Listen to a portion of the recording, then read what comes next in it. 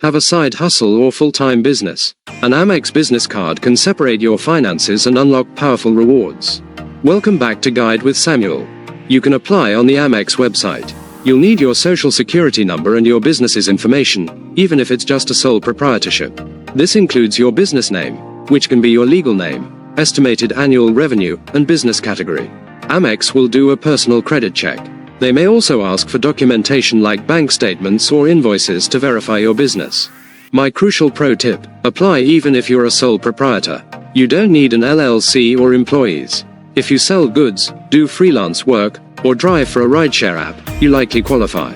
Using a business card keeps your bookkeeping clean and can help you get approved for more cards without impacting your personal credit utilization as much. Fuel your business growth with the right financial tool. What kind of business do you have? Share your entrepreneur story below. For more guides for business owners, please subscribe. Thanks for watching. I'm Samuel, and I'll see you soon.